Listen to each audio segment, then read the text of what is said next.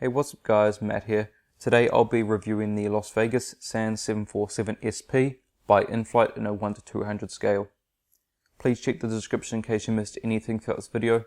My Facebook, Twitter and Instagram links will be down there. I pre-ordered this from easytoys.com and go check them out, their link is in the description. This is my 47th 747 model and it's my first Las Vegas Sands model. Some information about Las Vegas Sands. Las Vegas Sands Corporation is an American casino and resort operating company based in Paradise in Nevada in the USA. It has several resorts in the USA and Asia. Most notable are Venetian and the Palazzo in Las Vegas and Marina Bay Sands in Singapore. The operations base is out of Las Vegas in Nevada, USA. Main hub is Las Vegas McCarran International Airport.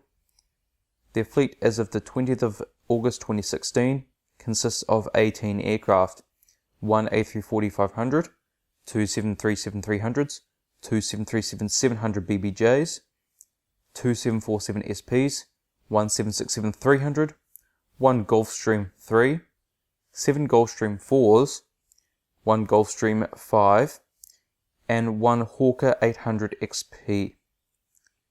This aircraft's first flight was on the 1st of May 1979 and delivered on the 11th of May 1979 to Pan Am.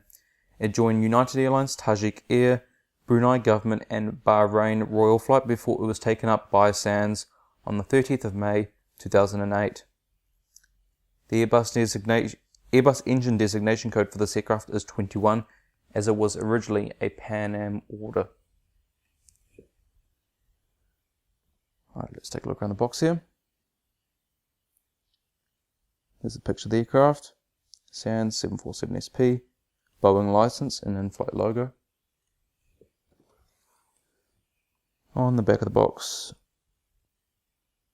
Inflight 200, and then the basic warnings. On the top of the box,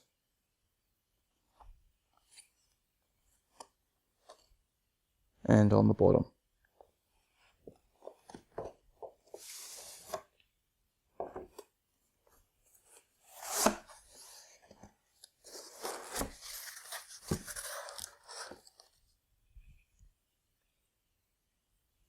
And there's the model.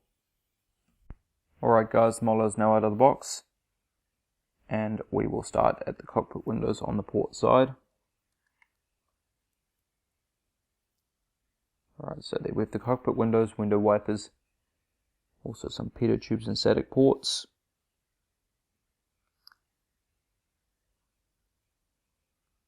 The nosegay door, there's no registration number on there, but don't expect there to be.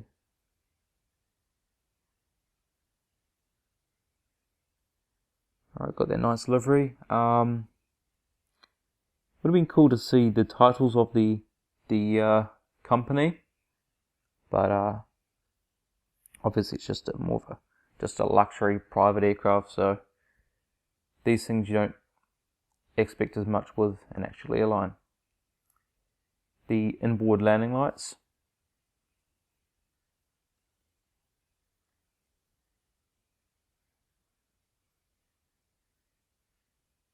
The nice chrome finish on those engines. These are Pratt & Whitney JT9D-7A, the original 747 engines, I must say.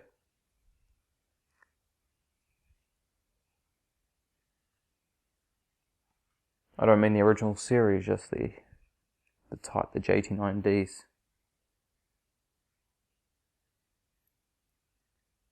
And let's see if they spin. Yes, they do, quite nicely.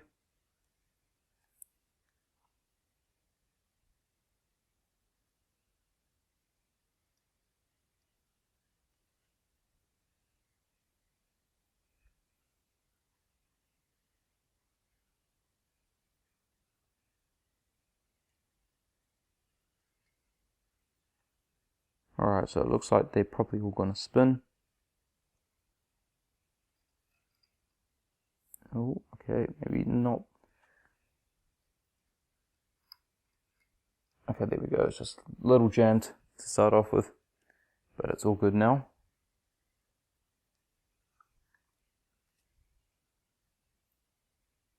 The nose gear, we have landing lights.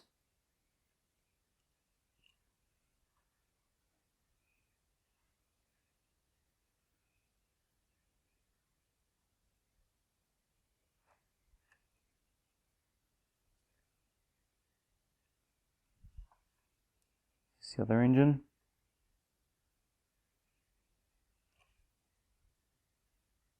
And then the red navigation light. And also this piece here that stretches from here. That's the flutter device.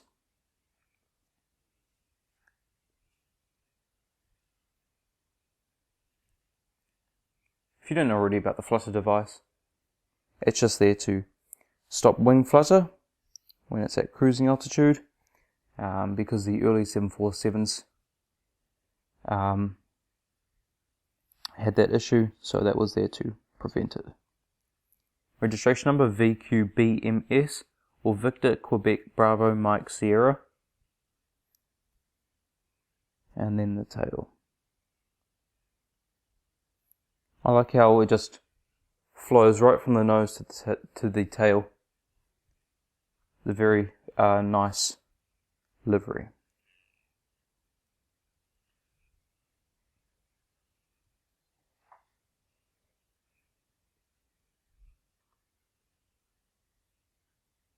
Here's the APU exhaust and strobe lights markings beneath the exhaust.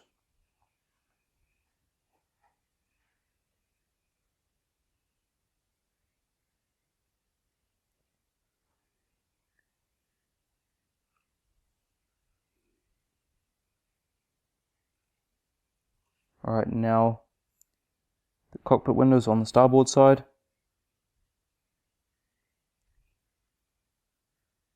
The front cargo container door. Inboard landing lights. The JT9D engine.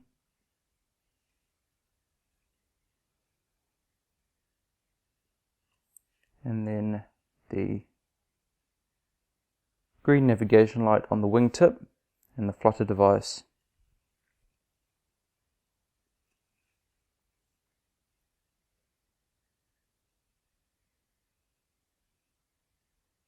We then have the rear cargo container door, registration number,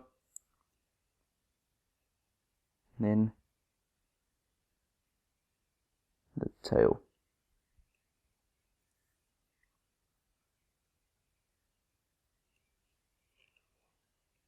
Alright, let's take a look underneath the aircraft.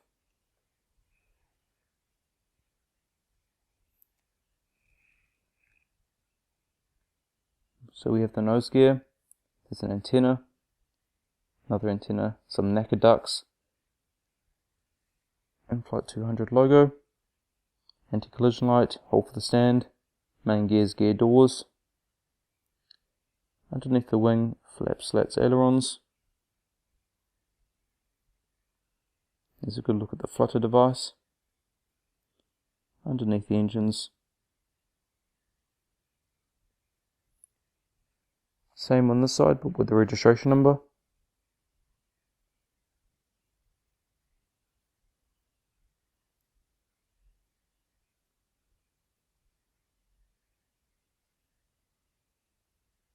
Two antennas. Then we have cabin pressure relief valves and the APU housing. On the top of the aircraft now. There's the cockpit windows, emergency escape hatch for the pilots, anti-collision light, couple of antennas. That I'm guessing is the Wi-Fi box. And surely the Wi-Fi would come free when you charter this aircraft out to stay at their one of their resorts. I'm not sure what these lines are supposed to be. I'm wondering if they're like wing fences maybe, or whether they were there for some other reason. Possibly just to keep the air going over the wing. without it moving towards the tip, but I really don't know. Anyway, flaps, slats, ailerons, spoilers.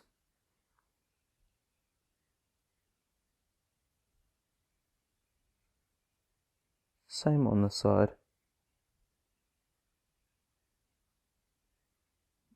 There we go. Sorry about that, I was just getting out of focus. And then we have the SATCOM. And then the horizontal stabilizers. No markings for the logo lights, which I can see.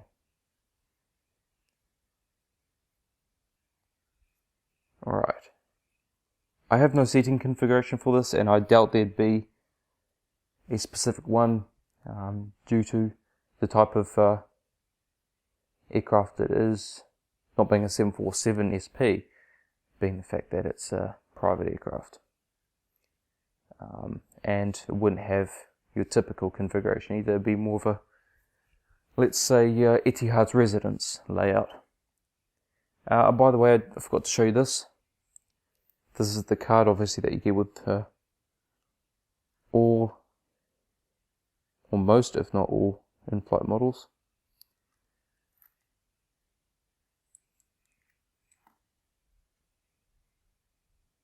So some of the features of this aircraft now, or this model. Rolling landing gear. We don't have any tilting landing gear, it's just, you know, just rocking up on a couple of, or 4 wheels there. But that's in-flight, that's how they've had it for a long time. Nose gear swivels quite nicely. So yeah, the gears, apart from the tilting,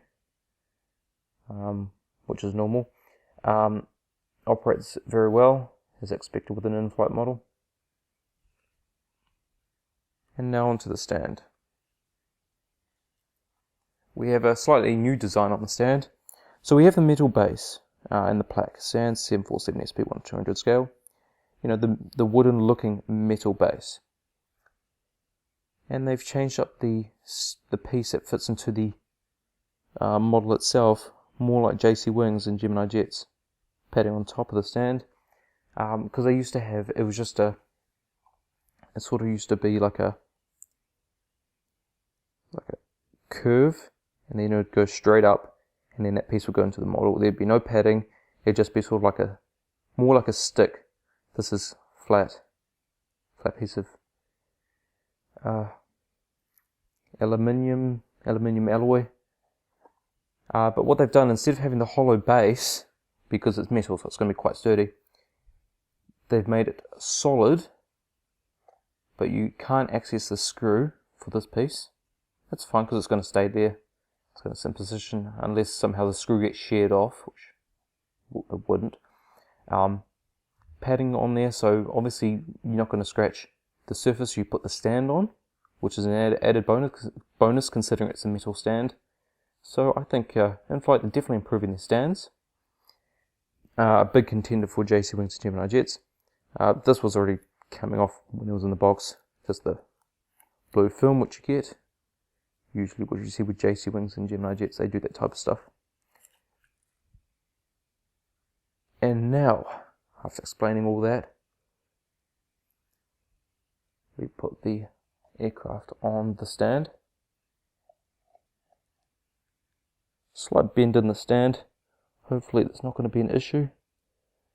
What I'm worrying about now is whether the stand is actually going to fit into the model.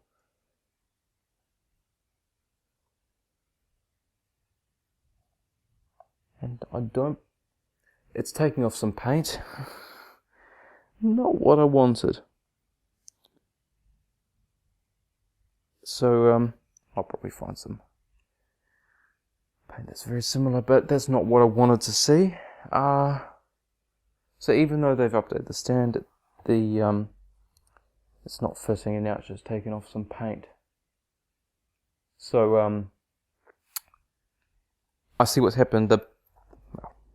You know how they've got. See the taller bit is semicircle. this semicircle bit is too big, or the hole in the aircraft is too small. I think it's the hole in the aircraft because the semicircle bit seems pretty normal size from what I'm used to seeing. So anyway, apart from that little annoying bit there, I'll go talk to someone in Inflight about that, see what's up. But anyway, I'm just going to leave it as is. Anyway, I hope you liked the video. Please leave a like if you did. Comment, tell me what you think of this model. Tell me if you're going to get it. I would highly recommend it. Stand aside. I don't usually put a lot of my models on the stand, so it's not too big of a worry for me. But I would definitely consider this model if I were you. Fantastic looking aircraft. They've made a great livery, and Inflight did a great job on the aircraft. Subscribe for more. Share this video as well so other people know about this model and see if they want to get it. My first SP. Even though it's not my favourite, or it's actually the worst looking 747, it's actually fantastic to look at, especially with this livery.